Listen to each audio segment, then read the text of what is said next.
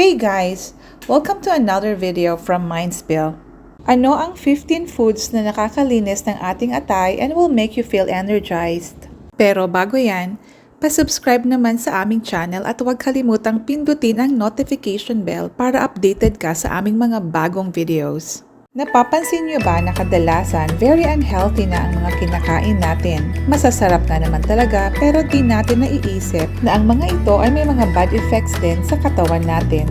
Mahilig tayo sa mga fried and processed foods na pinasarap ng too much salt and sugar. Ang iba naman sa atin ay mahilig uminom ng mga alak. Lahat ng ito ay nagdudulot ng masamang epekto sa ating atay or liver. Mahalagang ating alagaan ang ating liver at maraming mga pagkain na pwede nating ma-detox o malinis ang ating liver. Maraming gamot or diet na nagkiklaim na nakakalinis ng liver pero wala pa talagang sapat na scientific research para paniwalaan ang mga ito.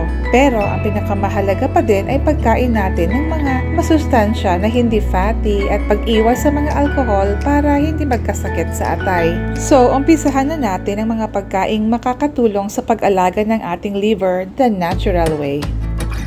Number 1. Garlic. Ayon sa isang holistic nutritionist na si Hermit Suri, nakakatulong ang garlic sa pag-activate ng mga enzymes sa ating liver para panatilihing balance and healthy ito. Ito ay mayaman sa allicin at selenium na tumutulong para linisin ang ating liver. Ang garlic ay may vitamin B6 na nagsisilbing anti-inflammatory sa katawan natin, habang ang mga amino acids ay nakakatulong sa pag-relax ng mga blood vessels. Number 2. Grapefruit. Ang prutas na ito ay mayaman sa vitamin C, potassium, and fiber. Ayon sa research na naulat sa Carcinogenesis, ang grapefruit ay nakakatulong para maiwasan ang liver damage. Ang grapefruit ay may glutathione na nakakatulong sa pagbuo ng mga essential proteins and chemicals. Ito ay magandang pampalakas ng ating immune system. 1 glass lang ng freshly squeezed grapefruit juice ay nakaka-detox ng carcinogens at ibang mga toxins ng ating katawan. Number 3. Leafy green vegetables. Ayon kay Dr. Frank Lipman na nagsulat ng article sa mindbodygreen.com tungkol sa mga magagaling na pagkain para sa healthy liver, ang mga gulay kagaya ng malunggay, kangkong, kale, at cabbage ay mayaman sa plant chlorophylls. Ang mga ito ay nakakatanggal ng heavy metals, pesticides, at mga masasamang chemicals sa ating dugo. Itong mga gulay na ito ay ang pinakamagandang pang-cleansing o pang-detox ng liver. Pwedeng kainin ito bilang salad, ihalong sangkap sa mga lutuin o pwedeng gawing juice. Number 4. Avocado. Alam natin na ang avocado ay tinaguriang superfood. Masustansya ito at maraming pwedeng gawin dito. Ayon sa American Chemical Society, ang avocado ay may liver protectants and chemicals para makaiwas sa anumang sakit sa liver. Ayon sa holistic nutritionist na si Hermit Suri, ang avocado ay tumutulong sa ating katawan para makagawa ito ng glutathione. Mayaman din ito sa vitamin C and vitamin E. Lahat ng nutrients na ito ay nagiging antioxidant at nagbibigay protection sa ating liver. Number 5. Nuts. Ayon sa pagsusuri na naiulat ng The World Journal of Gastroenterology, ang mga nuts ay nagpapamalas ng therapeutical potential sa paggamot ng non-alcoholic fatty liver disease. Ito ay mataas sa healthy fats, vitamin E, and beneficial plant compounds. Ang mga nuts ay tumutulong sa paglilinis at pag-iwas sa pagkakaroon ng taba sa ating liver. Number 6. Turmeric. Ang spice na ito ay malaki ang natutulong sa ating liver. Ito ay powerful anti-inflammatory and antioxidant. Ayon sa pagsusuri na naitala sa The Indian Journal of Physiology and Pharmacology, ang turmeric ay may kakayahang palusugin ang ating liver sa pamamagitan ng pagtulong dito na pagtibayin ang detoxification abilities na panatilihing malinis at healthy ang ating liver. Pinoprotektahan ng turmeric ang bile ducts at pinapabilis ang bile flow.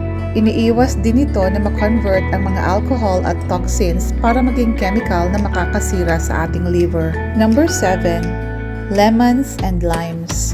Ang lemon and limes ay mayaman sa vitamin C na tumutulong para linisin ang mga toxic materials sa ating katawan para madali itong ma-absorb ng tubig. Ayon sa isang pagsusuri na naisulat sa Biomed Research International, Ang lemon juice ay nagkakaroon ng magandang epekto sa eksperimento sa mga daga na may alcohol sa kanilang liver.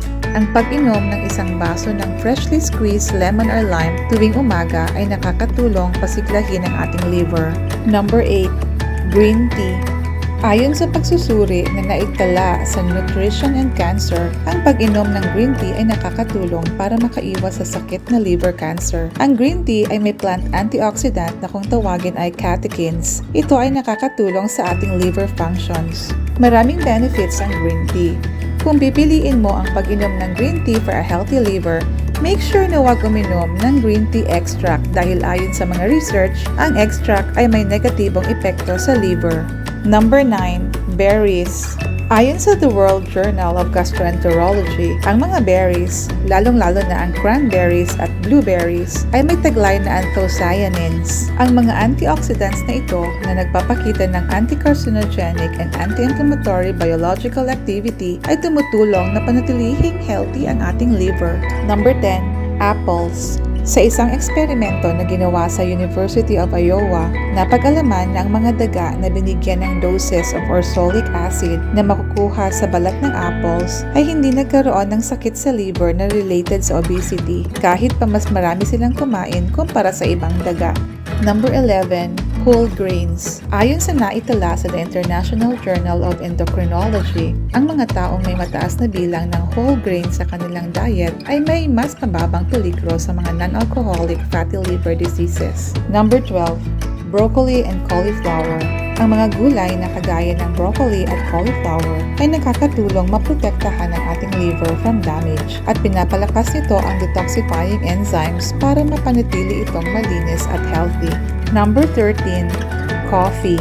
Ang pag-inom ng kape ay nakakapababa ng peligro para magkaroon ng non-alcoholic fatty liver disease. Ayon sa Journal of Clinical Gastroenterology, ang pag-inom ng kape ay nakakatulong para maiwasan ang cirrhosis at hepatocellular carcinoma na pawang mga uri ng sakit sa liver. Number 14.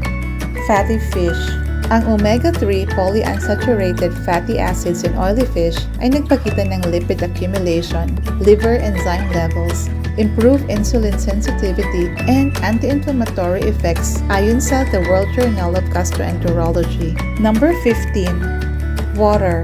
Ang panatilihing hydrated ang ating katawan ay talagang mahalaga lalo na sa maraming function of the human body. Ang pag-inom ng tubig ay nakakatulong na panatilihing healthy ang ating liver. Ayon sa liversupport.com, ang pag-inom ng tubig ay nakakatulong para hindi lumapot ang ating dugo, ma-maintain natin ang ating timbang, at pati na rin ang ating digestion. Lahat ng mga ito ay mahalaga para maging healthy ang ating liver. Thank you for watching. Please don't forget to like, leave a comment, and subscribe to our channel. Hanggang sa muli!